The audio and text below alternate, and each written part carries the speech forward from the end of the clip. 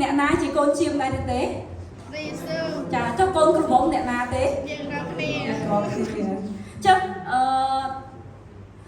ông đại đừng thế thà ngày na chỉ ngày riệp mông côn cả rồi có tivi hạ mông côn đại dân riệp cả chỉ mùi nâng pre Giêsu ngày na ông đừng thế ngày na ngày cho người ta cái khâu hài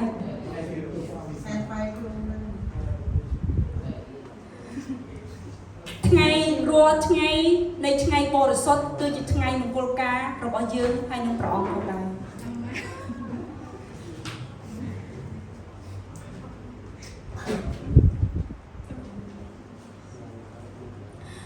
ngàyนู้คือngày đó bị xe đại pre chim cha bản tăng dương hay nông trọ chỉ ngày đại chụp chung kia chỉ ngày này đại ẩm no chỉ ngày nàyประคนในpre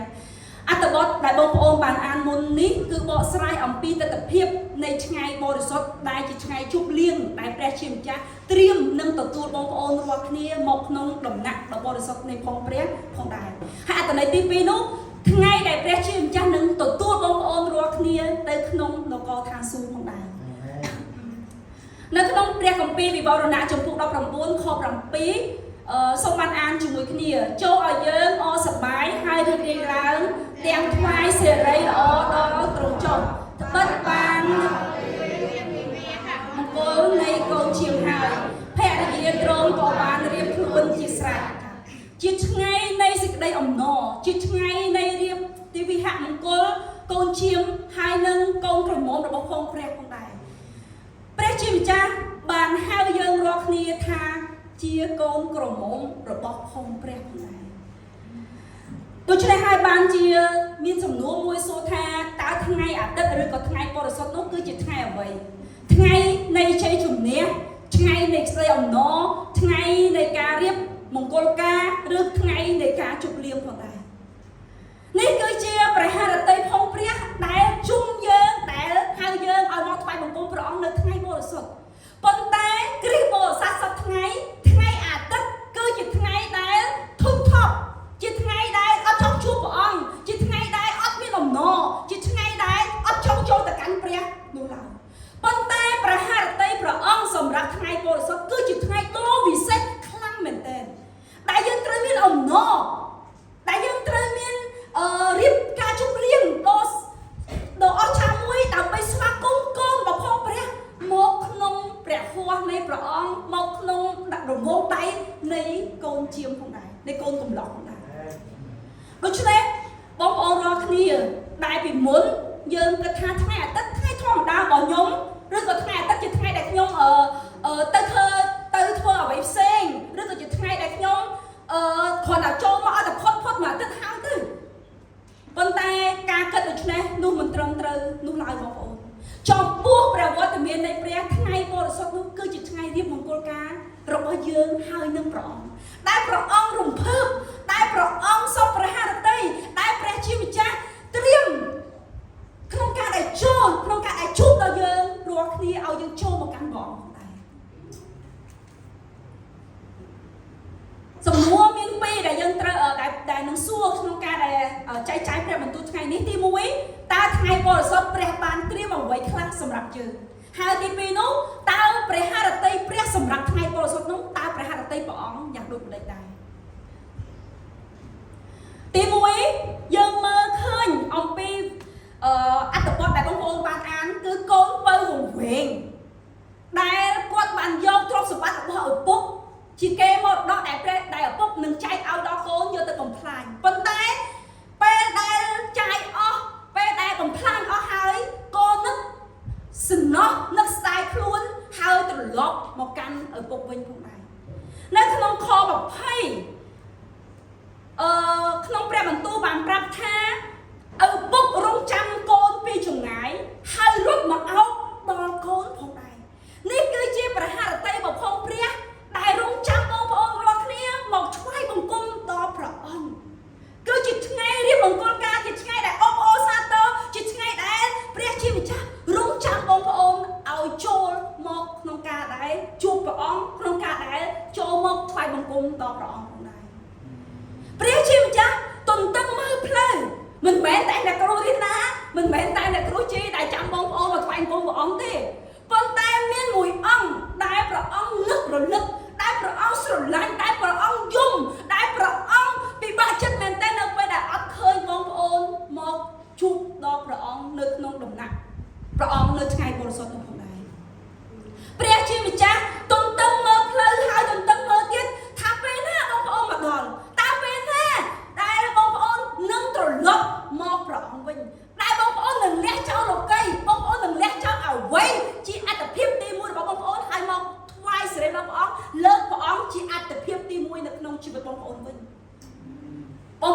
នេះអើយនេះគឺជាប្រហារតីនៃព្រះអង្គតើបងប្អូនឲ្យព្រះអង្គរងចាំបងប្អូនឬក៏យ៉ាងដូចនេះប៉ុន្តែអស់លោកអ្នកបងប្អូនដែលបានមកថ្វាយបង្គំថ្ងៃនេះគឺជាមនុស្សមានពរដែលបានជួបប្រវត្តិមានព្រះអង្គដែលព្រះអង្គនឹកបងប្អូនតែព្រះអង្គស្រឡាញ់បងប្អូនតែព្រះអង្គរងចាំមើលបងប្អូនក្នុងការដែលមកជួបដល់ព្រះអង្គផងដែរអាមែនអាមែនទី1ព្រះជាម្ចាស់រងចាំយើងតើមានអ្នកណាដែលចងចាំយើងហើយរងចាំយើងហើយនឹកពីយើងខ្លាំងជាងព្រះអង្គអត់មាននោះឡើយបងប្អូនពេលខ្លះបងប្អូននឹកថាប្រហែលជាអ្នកគ្រូហៅបងប្អូនមកថ្វាយបង្គំព្រះអង្គហើយអ្នកគ្រូចង់ឲ្យថតពេញឬក៏អ្នកគ្រូបានចំណេញអ្វីពីបងប្អូនគិតខុសហើយគ្រប់ទាំងអស់គឺជាប្រហារតីនៃព្រះយើងអាចថ្វាយបង្គំក្រុមតូចតែ3 4នាក់ក៏អត់បញ្ហាប៉ុន្តែព្រះជាម្ចាស់ស្រឡាញ់ដល់បងប្អូនព្រះអង្គតែងតែបណ្ដាចិត្តដល់ខ្ញុំឲ្យហៅឲ្យអធិដ្ឋានឲ្យខ្វៀលឲ្យជំនុំវងជាមឲ្យស្រឡាញ់ទៅកាន់បងប្អូនចុះព្រះអង្គដាក់ប្រហារតីព្រះនៅក្នុងដួងចិត្តខ្ញុំឲ្យខ្ញុំខ្វៀលបងប្អូនឲ្យខ្ញុំស្រឡាញ់បងប្អូនផងដែរដូច្នេះមិនមែនតែខ្ញុំមិនមែនតែអ្នកគ្រូជីដែលរងចាំបងប្អូនឬក៏បងប្អូនផ្សេងរងចាំដល់បងប្អូននោះទេប៉ុន្តែមានមួយអង្គទៀតដែលប្រហារតីនៃទ្រង់នោះស្រឡាញ់ហើយរងចាំហើយទន្ទឹងមើលផ្លូវជានិច្ចតើបងប្អូនបានមកជួបព្រះអង្គហើយនៅតើបងប្អូនពិតជាស្រឡាញ់ព្រះអង្គតើបេះដូងបងប្អូនវង្វេងឬក៏ត្រឡប់មកកាន់ព្រះអង្គវិញហើយនៅនោះគឺជាអ្វីដែលព្រះជាម្ចាស់រងចាំហើយមើលបងប្អូនរាល់គ្នារាល់ថ្ងៃបារម្ភមែនទែនតើបងប្អូនដូចជាកូនពៅវង្វេងដែរឬទេដែលចេញដេកបែកពីដើមទ្រូងឪពុកហើយទៅនៅរស់នៅលោកីស៊ីផិតបំផ្លាញហើយបំផ្លាញទាំងខ្លួនឯងបំផ្លាញទាំងអ្វីដែលព្រះជាម្ចាស់ឲ្យទៅដែរឪពុកទ្រព្យសម្បត្តិឪពុកឲ្យទៅផងដែរព្រះជាម្ចាស់ខ្វល់រាល់ថ្ងៃបារម្ភពីយើងរាល់ថ្ងៃក្នុងព្រះបន្ទូលបានសម្ដែងថាព្រះវិញ្ញាណបរិសុទ្ធព្រួយព្រះハរតីនៅពេលដែលយើងរកគ្នាដើរផ្លូវខុសផងដែរដូច្នេះព្រះអង្គជាព្រះដែលរងចាំយើងរាល់គ្នាអាមែនចំណុចទី2គឺនៅក្នុងខ22សូមបងប្អូនបានអានខ22ជាមួយគ្នាសិន1 ពី 3តែឪពុកប្រាប់ដល់ពួកបាវថាចូលយកអាវល្អបំផុតចេញមកបំពាក់ឲ្យវាហើយយកស្បែកជើងនិងស្បែកជើងមកពាក់ផងអាមែនចំណុចទី2គឺយកអាវដ៏ល្អមកបំពាក់ដល់កូននៅពេលដែលកូនត្រឡប់មកវិញគឺមិនមែនឲ្យមកទទួលធម្មតាទទួលស្គាល់ថាធម្មតានោះទេប៉ុន្តែយកអ្វីដែលល្អបំផុតមកបំពាក់ឲ្យអាវដែលល្អបំផុតមកបំពាក់ឲ្យផងដែរនៅក្នុងព្រះគម្ពីរសាការីចំពុក3ខ4ទ្រង់មានបន្ទូលថាទ្រង់ក៏បង្គាប់ដល់ពួកអ្នកដែលឈរនៅចំពោះទ្រង់ថាចូលដោះសម្លៀកបំពាក់កខ្វក់ចេញពីលោកចេញរួចទ្រង់មានបន្ទូលទៅលោកថាមើលអញបានលះចោលអំពើទុច្ចរិតរបស់ឯងចេញហើយអញនឹងបំពាក់ឯងដោយសម្លៀកបំពាក់ដ៏រុងរឿងវិញអត្ថន័យនៃការដែលឪពុកយកអាវមកបំពាក់ឲ្យកូននោះទី1គឺការអត់ទោសអំពើបាបសម្អាតនៃអំពើបាបភាពកខ្វក់ដែលនៅទាំងប្រមាណនោះបានអត់ទោសឲ្យហើយបំពាក់នៅសេរីល្អបំពាក់នៅ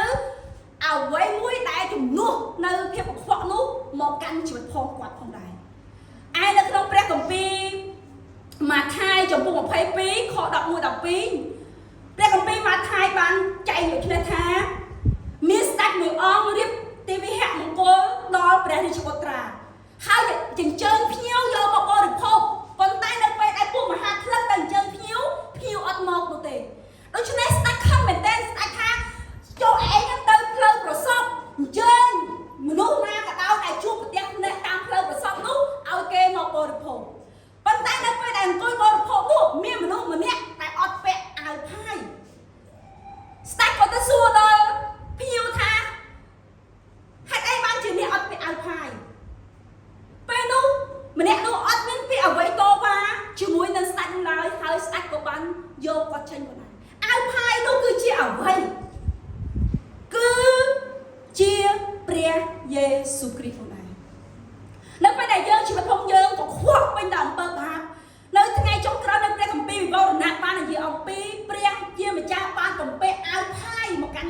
គ្នាមិនឲ្យព្រះវរបិតាបានឃើញភាពកខ្វក់នៅក្នុងខ្លួនរបស់យើងរាល់គ្នានោះឡើយបានលុបបំបត្តិនៅទាំងអស់ដោយសារអាវផាយនោះផងដែរដូច្នេះបងប្អូននៅត្រង់ចំណុចត្រង់កន្លែងនេះដែល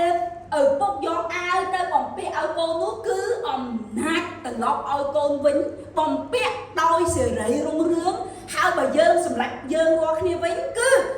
នៅពេលដែលយើងចូលទៅកាន់ព្រះអង្គនៅពេលដែលយើងត្រឡប់ដឹងខ្លួនកំហុសយើងចេញពីអំពើបាបហើយយើងត្រឡប់ទៅកាន់ព្រះបិតាយើងវិញព្រះជាម្ចាស់បំពាក់អាវផាយនោះមកកាន់យើងរាល់គ្នាអាមែនយើងរាល់គ្នាបានទទួលអាវផាយមកពាក់គឺបំបត្តិនៅអំពើបាបលាងសម្អាតនឹងអត់ទោសរួចរាល់ពាក់អាវនៃសេរីរុងរឿងរបស់ព្រះយេស៊ូវគ្រីស្ទនៅលើខ្លួនយើងរាល់គ្នាផងដែរដូច្នេះបងប្អូនរាល់គ្នាព្រះអង្គរងចាំនៅពេលដែលបងប្អូនមកដល់ទីនេះព្រះអង្គបំពាក់អាវផាយបងប្អូនតាមរយៈអីតាមរយៈព្រះលោហិតរបស់ព្រះយេស៊ូវគ្រីស្ទនៅលើឈើឆ្កាងអាមែនអញ្ចឹងបានជាយើងនៅពេលដែលយើងអធិដ្ឋានចូលមកកាន់ព្រះអង្គនៅថ្ងៃបរិសុទ្ធយើងតែអធិដ្ឋានថាម៉េចសូមឲ្យព្រះលោហិតរបស់ព្រះយេស៊ូវគ្រីស្ទបានលាងសម្អាតអំពើបាបយើងគឺតាមរយៈឈាមនោះឯងបានសម្អាតអំពើបាបថាម៉េចព្រះអង្គបំពាក់អាវផាយមកកាន់បងប្អូនរាល់គ្នាព្រះវរបិតាមើលមកកាន់បងប្អូនរាល់គ្នាសុចរិតព្រះអង្គមើលមកកាន់បងប្អូនរាល់គ្នាបរិសុទ្ធព្រះអង្គមើលមកកាន់បងប្អូនរាល់គ្នាគ្រប់លក្ខពីព្រោះអីពីព្រោះព្រះលោហិតរបស់ព្រះយេស៊ូវបានលាងសម្អាតហើយគ្របដណ្ដប់ពីលើរហូតដល់ចុងជើងផងដែរមិនមែនយើងបរិសុទ្ធមិនមែនយើងស្អាតមិនមែនយើងគ្រប់លក្ខប៉ុន្តែតាមរយៈព្រះយេស៊ូវគ្រីស្ទតាមរយៈសេចក្តីជំនឿទៅជឿលើព្រះអង្គតាមរយៈព្រះលោហិតព្រះអង្គផងដែរអាមែនដូច្នេះថ្ងៃបរិសុទ្ធដែលយើងចូលមកកាន់ព្រះអង្គនោះគឺព្រះអង្គសម្អាតយើងអស់ហើយអស់អ្នកដែលបានចូលមកយ៉ាងម៉េចវិញគឺគេអត់បានសម្អាតនោះទេគេអត់បានបំពាក់អាវផាយនោះទេដូចជាថ្ងៃបរិសុទ្ធដែលយើងចូលមកកាន់ព្រះអង្គគឺពិសេសណាស់ព្រះជាម្ចាស់ត្រៀមអាវផាយអាវល្អអាវដ៏ល្អបំផុតបំពាក់ដល់យើងរាល់គ្នាអាមែនចំណុចទី3គឺព្រះអង្គបានយកចិញ្ចៀនមកបំពាក់ដល់កូនចាបំពាក់ដល់យើងរាល់គ្នាខ្ញុំអាននៅព្រះគម្ពីរលោកអបាត់ចំពោះ41ខ42 1-3ព្រះអង្គព្រះតម្រង់ពីព្រះវរតើទៅវាដែលយូសេហ្វវិញព្រះតម្រង់ចិញ្ចៀនមកបំពាក់ឲ្យពេលដែលយូសេហ្វធ្វើជាមនុស្សធម្មតាជាមនុស្សដែលគ្មានអំណាចនៅក្នុងខ្លួនប៉ុន្តែនៅពេលដែលស្ដេចផារ៉ោនសពប្រហារទៅនឹងយូសេហ្វតែយូសេហ្វចេះកាត់សក់ហើយមានព្រះវិញ្ញាណព្រះនៅក្នុងខ្លួនគាត់បានទាយទំនាយយ៉ាងត្រឹមត្រូវស្ដេចលើកយូសេហ្វឡើងហើយដោះចិញ្ចៀនរបស់ស្ដេចដែលកំពុងតែពាក់របស់ខ្លួនឯងនោះមកបំពាក់ឲ្យទៅកាន់យូសេហ្វកន្លែងនោះតំណាងពីអ្វីតំណាងពីអំណាចតំណាងពីអំណាចបារមីដែលឲ្យទៅកាន់យូសេហ្វនៅពេលដែលយើងចូលមកកាន់ព្រះអង្គនៅថ្ងៃបរិសុទ្ធព្រះជាម្ចាស់ឲ្យអំណាចខាងឯវិញ្ញាណមកកាន់យើងរាល់គ្នាឲ្យអំណាចត្រឡប់ជាកូនព្រះមកកាន់យើងរាល់គ្នាអស់អ្នកណាដែលមានបាបដែលដាច់ចេញពីព្រះអង្គដែលឃ្លាតឆ្ងាយពីព្រះនៅពេលដែលរបស់យើងចូលមកកាន់ព្រះអង្គបំពាក់ចិញ្ចៀនគឺព្រះអង្គឲ្យអំណាចយើងត្រឡប់ជាកូនព្រះឲ្យអំណាចយើងមានទឹកអំណាចលើអរិយសត្វទាំងផងដែរអាមែនដូច្នេះថ្ងៃបរិសុទ្ធនោះជាថ្ងៃដ៏ពិសេសដែលយើងមិនត្រូវខានក្នុងការដែលមកថ្វាយបង្គំដល់ព្រះអង្គនោះឡើយនៅពេលដែលយើងដាច់ការថ្វាយបង្គំព្រះអង្គមួយថ្ងៃស្មើនឹងយើងអាចអំណាចខាងឯវិញ្ញាណដូចគ្នាដែរព្រះជាម្ចាស់បានត្រៀមចិញ្ចៀនត្រៀមអំណាចនោះមកកាន់អស់លោកអ្នកបងប្អូនរាល់គ្នាអាមែនអាមែនយើងមានអំណាចជាកូនព្រះយើងជាកូនព្រះយើងមានអំណាចយើងឈ្នះលើវិញ្ញាណឈ្នះលើអ្វីខាងឯសេចក្តីអំណិតដែលយើងមើលមិនឃើញនោះផងដែរនៅពេលដែលយើងចូលមកកាន់ព្រះអង្គឲ្យចិញ្ចៀននោះមកកាន់យើងរាល់គ្នាអាមែនចំណុចទី4ទ្រង់យកឯគេស្បែកជើងមកបំពាក់ដល់យើងរាល់គ្នាព្រះជាម្ចាស់នៅពេលដែលយើងដើរនៅក្នុងលោកីយើងដើរដោយជើងទទេយើងដើរដោយប្រឡាក់ផុកយើងដើរដោយខ្ជិលយើងដើរដោយរអិលប៉ុន្តែនៅពេលដែលចូលមកកាន់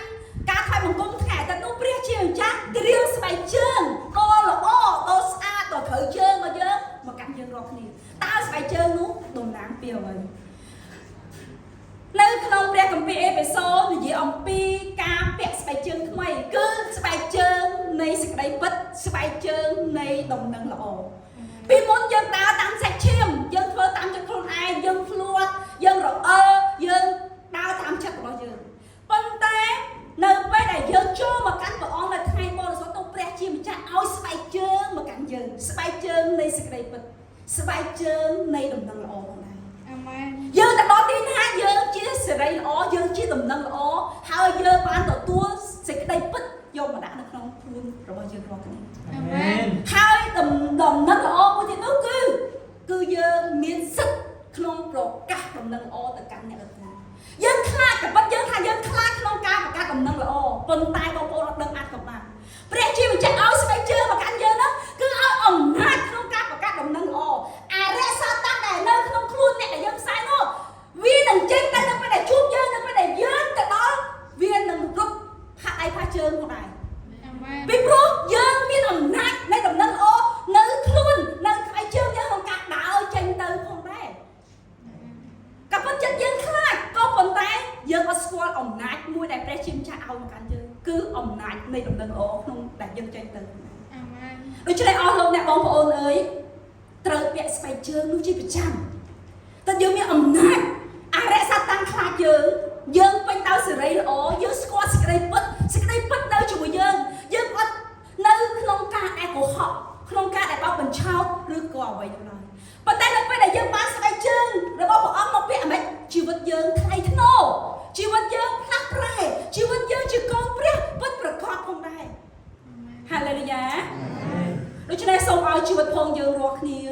ពេញដោយសេរីល្អហើយអំណរផងដែរនៅចំណុចទី5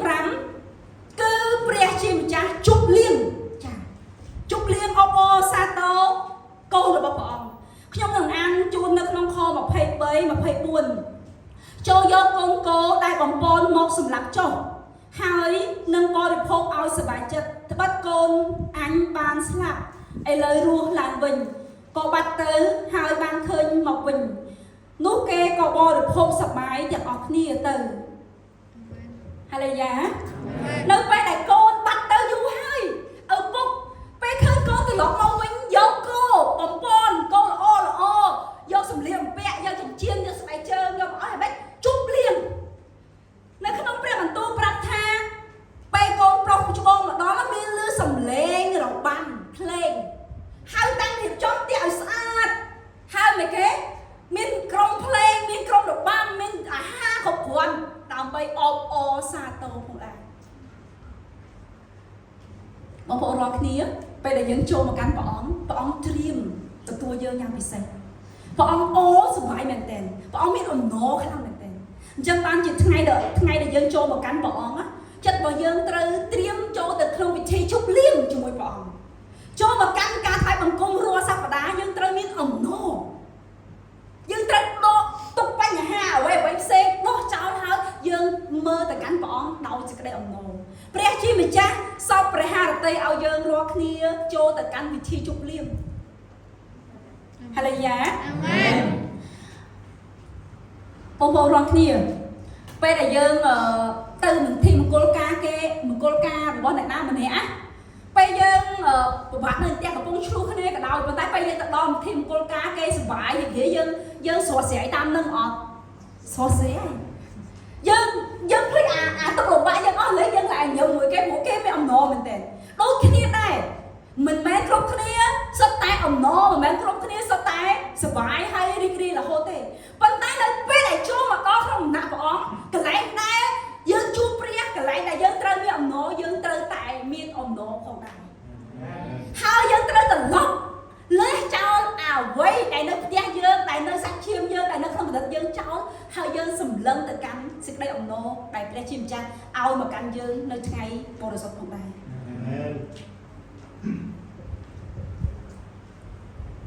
ហាឡេលូយ៉ាអាមែនដូច្នេះសូមឲ្យយើងរាល់គ្នាបានជប់លៀងជាមួយព្រះអង្គនៅថ្ងៃបរិសុទ្ធកុំមកព្រះវិហារទាំងមុខរមើលកុំមកព្រះវិហារទាំង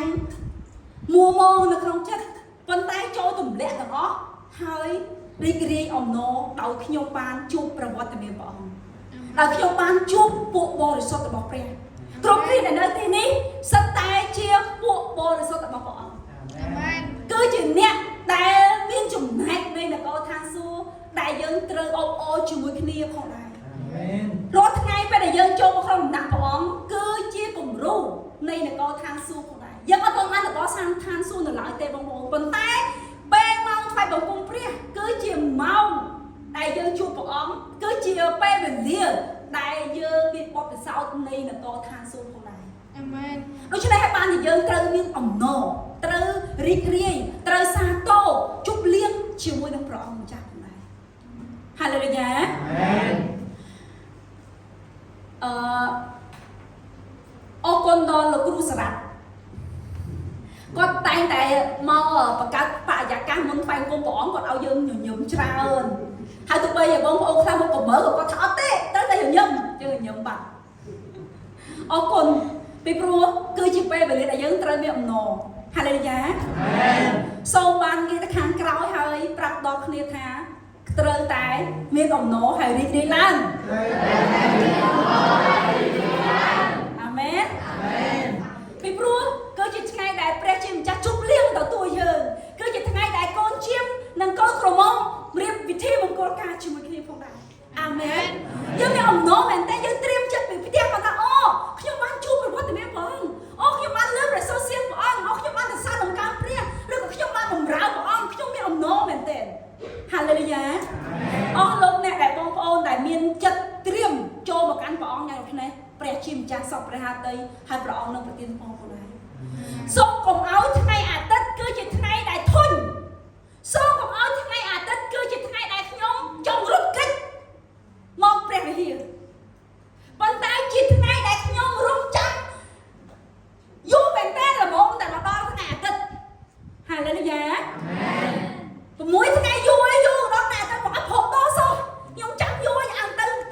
ព្រះវិហារអានទៅជួបព្រះអាននឹងថ្មថ្វាយបង្គំព្រះអង្គអាននឹងជួបបងប្អូនពួកបរិសុទ្ធនៃព្រះខ្ញុំទៅទន្ទឹងរង់ចាំតជាព្រះអង្គទន្ទឹងរង់ចាំខ្ញុំដែរអាមែនហាឡេលូយ៉ាអាមែនជូនពរដល់បងប្អូនទាំងអស់គ្នាមានដួងចិត្តដល់ខ្នេះនឹងព្រះជាម្ចាស់និងសពព្រះハតីមកដែរអាមែនពេលដែលពេលដែលឃើញបងប្អូនមុខអត់សូវស្រស់ឬក៏បងប្អូនមកព្រះវិហារដូចធុញថប់ខ្ញុំថាព្រះអង្គអើយធ្វើម៉េចវិហារយើងបានមានអំណរជាងនេះព្រះអង្គធ្វើម៉េចខ្ញុំតែងតែគិតរហូតថាយើងត្រូវបង្កើតកម្មវិធីអីឲ្យសុបាយជាងនេះព្រះអង្គដើម្បីឲ្យបងប្អូនយើងមានអំណរដូចនគរឋានសួគ៌ខ្ញុំជាអ្នកដែលពុកម្ដាយខ្ញុំគាត់ជឿព្រះពុទ្ធអញ្ចឹងខ្ញុំមិនមែនកើតនៅក្នុងគ្រីស្ទបរិស័ទទេពេលខ្ញុំភ្លុះលោកីអស់ហើយខ្ញុំព្យាយាមដើរសបាយខ្ញុំព្យាយាមចូលខារ៉ាអូខេហើយខ្ញុំក៏ធ្លាប់ធ្វើការអាក្រក់ជាច្រើនផឹកបិយាបៀផឹកប៉ុន្តែខ្ញុំឆែកមើលឃើញអស់ថាគ្មានកន្លែងណាដែលមានសេចក្តីអំណរស្មើនឹងការដែលបានចូលមកឬក៏នៅម៉ោងថ្វាយបង្គំព្រះនោះឡើយអាមែនទេបងប្អូនទាំងអស់គ្នាទោះបីជាទៅដល់សៀមរាបទៅដល់កំពង់សោមឬក៏ដល់ទីណាក៏ដោយឬក៏កំពុងហូបរបស់ឆ្ងាញ់យ៉ាងណាក៏ដោយឬក៏សុបាយយ៉ាងម៉េចក៏ដោយប៉ុន្តែខ្ញុំឆែកមើលឃើញមួយគ្មានសេចក្តីអំណរណាដែលស្មើនឹងបានថ្វាយបង្គំព្រះនៅថ្ងៃបរិសុទ្ធនោះឡើយដូច្នេះបងប្អូនរាល់គ្នាអើយចូលត្រៀមចិត្តមកជួបដល់ព្រះអង្គមានអំណរហើយជប់លៀងជាមួយនឹងព្រះជាម្ចាស់ផងដែរហាឡេលូយ៉ានៅចំណុចទី6ដែលជាចំណុចដែលករណីដែលគួរតែអត់មាននៅក្នុងពួកជំនុំគេគ្រប់គ្នាគេអសាទរដែលកូនពៅត្រឡប់មកវិញប៉ុន្តែមានម្នាក់អត់រីករាយទេមានម្នាក់អត់អបអរសាទរទេជាអ្នកណាចាគឺបងប្រុសក្នុងព្រះបន្ទូលថាគាត់គិតថាគាត់មានកំហុសអ្វីនោះឡើយគាត់ខំប្រឹងធ្វើការឲ្យឪពុកហើយពេលដែលត្រឡប់មកពីធ្វើការវិញគេជប់លៀងអញ្ចឹងបងប្រុសនឹងអត់ព្រមចូលទៅក្នុងវិធីជប់លៀងរបស់គេនោះឡើយបងប្អូនរាល់គ្នាអើយនៅក្នុងព្រះវិហាររបស់យើងមិនគួរមានមនុស្សយ៉ាងដូចគ្នាដែរមនុស្សដែលបង្វេងគេត្រឡប់មកវិញយើងគួរតែអបអរសាទរយើងមិនមែនគិតថាខ្ញុំល្អជា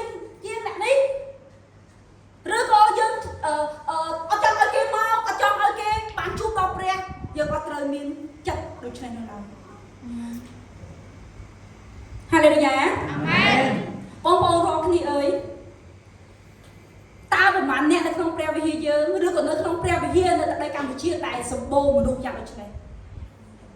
ឃើញយើងល្អយើងសប្បាយចិត្តប៉ុន្តែឃើញគេល្អក្នុងពួកជំនុំឬក៏គ្រូបង្រៀនស្រឡាញ់គាត់ជាងចាប់ផ្ដើមចំណែកហើយគិតថាខ្លួនឯងធ្វើបានការងារបានច្រើនជាងខ្ញុំសម្អាតពហិផងខ្ញុំលេងភ្លេងផងដឹកក្រុមជំនុំផងហេតុអីក៏អ្នកគ្រូអត់យកទៅដាក់ខ្ញុំឬក៏ឲ្យកដោខ្ញុំឬក៏ទៅសើខ្ញុំយើងអត់ខុសអ្វីពីបងប្រុសនោះឡើយបងប្រុសគាត់ធ្វើបានល្អចំណែកគាត់ប៉ុន្តែមានចំណែកដែលមិនល្អនោះគឺមិនគេដួងចិត្តនៃការចំណែកដួងចិត្តនៃការអំនួតដែលគិតថាខ្លួនឯងល្អខ្លួនឯងគ្រប់គ្រាន់ហើយមិនឃើញអំពីដួងចិត្តនៃឪពុកដែលចាំកូនដែលស្រឡាញ់កូនចង់ឲ្យកូនបានខ្លាយជាមនុស្សល្អដូចកូនបងនោះដែរដូច្នេះបងប្អូនរាល់គ្នាអើយនៅក្នុងពួកជំនុំត្រូវតែមានអបអរសាទរពេលដែលចូលមកកាន់ព្រះអង្គត្រូវតែមានចិត្តដួងចិត្តអបអរសាទរមិនមែនខ្នន់ខ្នាញ់មិនមែនអត់សប្បាយចិត្តនឹងអ្នកអាម្នាក់នោះឡើយខ្ញុំបើគាត់អត់មកវិហារខ្ញុំសប្បាយចិត្តមែនទេបើអត់មានគាត់ក្នុងវិហារហ្នឹងណាអូខ្ញុំសប្បាយចិត្តខ្លាំងហ្មងបងប្អូនរាល់គ្នាអើយយើងអត់អាចត្រូវមានដួងចិត្តដូចនេះនោះឡើយអ្នកណាដែលចូលមកកាន់ព្រះអង្គគឺជាកូនគឺជាប្អូនគឺជាបងគឺជាស្រីអំណរគឺជាការដែលយើងឃើញប្រវត្តិមានព្រះដូចឃើញគាត់ដូចជាឃើញប្រវត្តិមានព្រះចឹងមែននេះគឺជាដួងចិត្តដែលយើងត្រូវធ្វើនៅពេលដែលយើងចូលមកកាន់ព្រះអង្គរឿងអត្តវត្តថ្ងៃនេះតកតនឹងកូនបើវង្វេងប៉ុន្តែមានចំណែកមួយគឺនៅពេលដែលឪពុកទទួលកូនគឺជាសកម្មភាពនៃការថ្វាយបង្គំនៅថ្ងៃបរិសុទ្ធរបស់ព្រះដែលព្រះអង្គរៀបជប់លៀងដែលព្រះអង្គទទួលដែលព្រះអង្គរងចាំដែលព្រះអង្គយកអ្វីដែលជារបស់ព្រះអង្គមកបំពាក់ឲ្យយើងទាំងអស់ទាំងចិញ្ចៀនទាំងស្បែកជើងទាំងអាវដ៏ល្អមកកាន់ជើងរាល់គ្នាហាឡេលូយ៉ាតើយើង6ថ្ងៃរស់នៅក្នុងសាច់ឈាម6ថ្ងៃយើងរស់នៅក្នុងលោកីតើយើងធ្វើបាបឬក៏ធ្វើការមិនល្អធ្លាក់ពីប្រគុណព្រះអ្វីខ្លះប៉ុន្តែនៅថ្ងៃបរិសុទ្ធព្រះជាម្ចាស់ហៅមកដើម្បីបំពាក់ឲ្យយើងដើម្បីឲ្យយើងបានគ្រប់គ្រាន់ដើម្បីឲ្យយើងបានគ្រប់លក្ខនៅចំពោះព្រះវត្តមានព្រះអង្គវិញផងដែរអាមែនហាឡេលូយ៉ាអាមែនដូច្នេះថ្ងៃបរិសុទ្ធសំខាន់មែនទែនសម្រាប់យើងរាល់គ្នា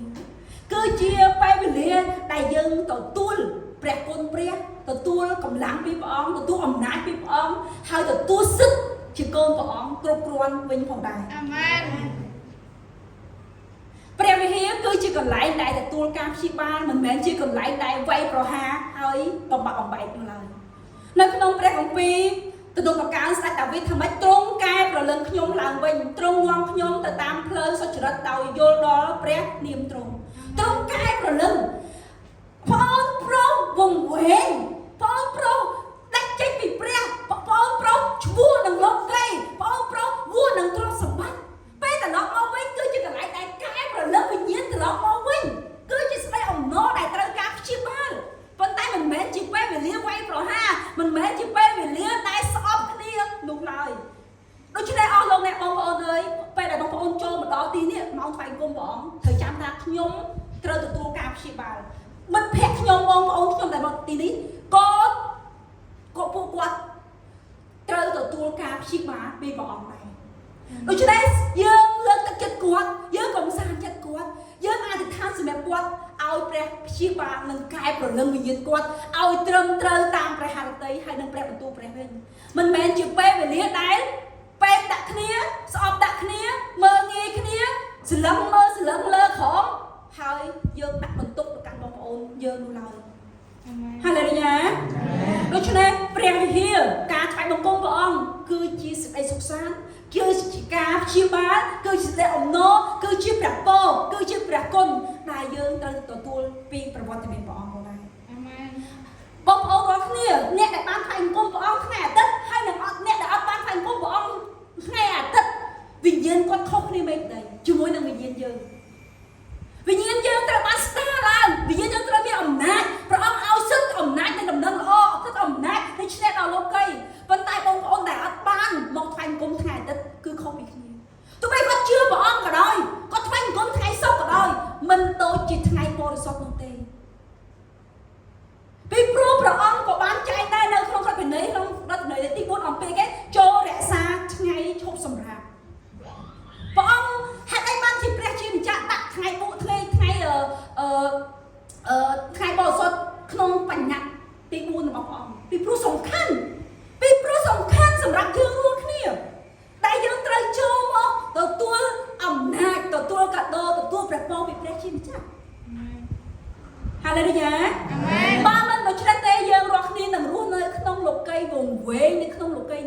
ហើយយើងមិនអាចកែប្រលឹងវិញ្ញាណយើងរស់នៅតាមព្រះបន្ទូលព្រះបាននោះឡើយអាមែនដូច្នេះថ្ងៃបរិសុទ្ធបងប្អូនរាល់គ្នាអើយត្រូវតែផ្ដល់អត្ថភាពទី1នៅក្នុងជីវិតឲ្យយើងរាល់គ្នានេះគោរពការថ្វាយបង្គំទោះបីជារវល់ទៅណាក៏ដោយបងប្អូនការក៏ដោយអ្នកណាស្លាប់ក៏ដោយអ្នកណាបុណ្យទានខុសកណ្ដោអីក៏ដោយមិនត្រូវឲ្យផ្សេងទាំងអស់នោះជាអត្ថភាពទី1ក្នុងដួងចិត្តរបស់បងប្អូននោះឡើយប៉ុន្តែត្រូវឲ្យព្រះជាម្ចាស់នឹងការថ្វាយបង្គំព្រះអង្គជាអត្ថភាពទី1នៅក្នុងជីវិតរបស់បងប្អូនរាល់គ្នាជីវិតនៃអ្នកដែលជឿដល់ព្រះអង្គត្រឹមត្រូវហើយចាស់ទុំគេរក្សាថ្ងៃបរិសុទ្ធណាស់គេមិនឲ្យខានទេមួយឆ្នាំគេមកថ្វាយបង្គំពេញរហូតគេមិនឲ្យខាននោះឡើយដូច្នេះបងប្អូនរាល់គ្នាអើយតាមរយៈព្រះបន្ទូលថ្ងៃនេះខ្ញុំសង្ឃឹមថាបងប្អូនរាល់គ្នានឹងតាំងចិត្តសាច់ចិត្តថ្មីព្រះអង្គហើយចាប់ពីថ្ងៃនេះទៅខ្ញុំមិនឲ្យខានថ្ងៃអាទិត្យជាដាច់ខាតខ្ញុំនឹងមកទទួលអំណាចទទួលព្រះពរទទួលព្រះគុណព្រះទទួលសិទ្ធិអំណាចជាកូនព្រះអង្គហើយរស់នៅតាមព្រះបន្ទូលព្រះកាន់តាមព្រះវិន័យព្រះអង្គទាំង10ប្រការនោះឲ្យបានផងដែរអាមែនហាឡេលូយ៉ាអាមែនកូនក្រមុំព្រះអង្គត្រូវរស់នៅបរិសុទ្ធនេះជាអ្វីដែលព្រះជាម្ចាស់ឲ្យមកកាន់យើងគឺហ្មង5ចំណែកនេះដែលព្រះអង្គធ្វើសម្រាប់យើងរាល់គ្នាទី1ព្រះអង្គរងចាំទី2ព្រះអង្គបំពាក់អាវដ៏ល្អគឺបំពាក់ព្រះយេស៊ូវអំពើបាបលាងសម្អាតទី3បំពាក់ចិញ្ចៀនអំណាចសិទ្ធិអំណាចទី4បំពាក់ស្បែកជើងសិទ្ធិអំណាចខាងឯដំណឹងល្អមកកាន់យើងរាល់គ្នាចុងក្រោយព្រះអង្គជប់លៀងអបអរសាទរអ្វីដែលព្រះជាម្ចាស់មានកំពន់គោឬក៏អ្វីដែលឆ្កាញ់បំផុតព្រះអង្គយកមកទទួលដល់ឲ្យយើងរាល់គ្នាផងដែរមែនកន្លែងនោះគឺអស់អ្នកដែលមករក្សាថ្ងៃបរិសុទ្ធមួយថ្ងៃព្រះអង្គនឹងប្រទានពរឲ្យគាត់មានជាបរិបូរណ៍ផងដែរមានសាស្ត្រាចារ្យគាត់ជាច្រើនគាត់លើកទីបន្ទាត់ពិតដែលនៅក្នុងពួកជំនុំនៅប្រទេសកូរ៉េមានលោកគ្រូម្នាក់នោះគាត់បើកហាងស្រាអញ្ចឹងគាត់ធម្មតាហាងហូបហាងចុកអញ្ចឹងគេតែងតែបើកនៅថ្ងៃអាទិត្យទេប៉ុន្តែព្រះជាតែបណ្ដាចិត្តគាត់អត់ឲ្យបើកនៅថ្ងៃអាទិត្យអញ្ចឹងគាត់ថាគាត់ដឹងត្រូវធ្វើយ៉ាងម៉េចទេរហូតដល់ថ្ងៃមួយគាត់សម្រេចចិត្តថាគាត់នឹងបិទធ្វើថ្ងៃអាទិត្យស្រន់តែប៉ុន្តែចំណូលរបស់គាត់ទ្វេគុណ1ជា2គាត់គិតថាមិនបិទថ្ងៃអាទិត្យគាត់រលុយទៅបងខ្សែអាគារគេទៅកន្លែងគេនឹងបងអត់គ្រាន់ទេពីព្រោះអីថ្ងៃទៅត្រូវបានខ្លាំងណាស់ប៉ុន្តែបន្ទាប់ពីគាត់សម្រេចចិត្តថារក្សាថ្ងៃបរិសុទ្ធមកអ្នកធ្វើការជាមួយគាត់ឲ្យមកថ្វាយបង្គំព្រះអង្គទាំងអស់ហើយឈប់សម្រាប់រក្សាថ្ងៃអាទិត្យបន្ទាប់មកទៀតបានប្រាក់ខែដែលគាត់រកចំណូលដែលគាត់រកបានទ្វេគុណ2បន្ទាប់មកទៀតព្រះអង្គក៏ប្រាប់គាត់ថាកូនអើយការដែលរកស៊ីនឹងអត់ល្អទេគាត់ថាអូអត់ល្អគាត់ត្រូវអីបានទៅគាត់សង្ឃឹមលើមុខរបរដែលគាត់ធ្លាប់រកពីយូរលុបមកហើយគាត់ស្រាប់តែគាត់ជឿព្រះអង្គហើយព្រះអង្គថាកុំឲ្យរកស៊ីអញ្ចឹងគាត់ពេលវេលាមួយគាត់សម្រេចចិត្តឈប់រកស៊ីខាងគ្រឿងស៊ីគ្រឿងផឹកនឹងទាំងអស់គាត់បិទខាងនឹងចោលហើយគាត់បើកខាងផ្សេងបងប្អូននៅគាត់គិតថាប្រហែលជាគាត់នឹងត្រូវបះជើងនឹងត្រូវបរាជ័យ business គាត់នឹងត្រូវបរាជ័យប៉ុន្តែព្រះជាម្ចាស់ឲ្យគាត់បានចំណេញលើដែលគាត់រកស៊ីនោះគុណនឹង2ផងដែរនោះគឺជាការដែលគាត់ធ្វើតាមព្រះហឫទ័យព្រះស្ដាប់បង្គាប់ការថ្វាយបង្គំស្ដាប់បង្គាប់ក្នុងជីវិតព្រះជាម្ចាស់ប្រទានពរផងដែរព្រះអង្គរៀបទុកឲ្យយើងរាល់គ្នានៅចំពោះមុខខ្មាំងសត្រូវព្រះអង្គរៀបទុកជប់លៀងទទួលយើងចាំតែយើងមកដល់ហើយបរិភោគតែប៉ុណ្ណោះហាឡេលូយ៉ាដូច្នេះសូមជាប់លាប់នៅក្នុងការថ្វាយបង្គំព្រះកុំឲ្យខាននឹងការជប់លៀងតែព្រះអង្គត្រៀមមហូបដ៏ឆ្ងាញ់ដ៏ពិសេសមកកាន់យើងរាល់គ្នានោះឡើយយើងជាកូនព្រះអង្គយើងត្រូវធ្វើអ្វីនេះ5ចំណុចព្រះជាម្ចាស់ធ្វើសម្រាប់យើងទទួលយើងជាទីស្រឡាញ់ជាទីដ៏ល្អតែព្រះជាម្ចាស់ស្រឡាញ់ដល់យើងចុះយើងរាល់គ្នាដែលជាកូនកំណងព្រះអង្គនេះយើងត្រូវធ្វើអីគេទី1យើងត្រូវរស់នៅឲ្យបានបរិសុទ្ធត្រៀមខ្លួនចូលវិធីមង្គលការឬត្រៀមខ្លួនមកថ្វាយបង្គំព្រះត្រៀមខ្លួនរស់នៅឲ្យបានបរិសុទ្ធហើយត្រៀមខ្លួនចូលទៅកាន់ព្រះអង្គឲ្យបានត្រឹមត្រូវអាមែនហើយដឹងថាថ្ងៃនេះគឺជាថ្ងៃ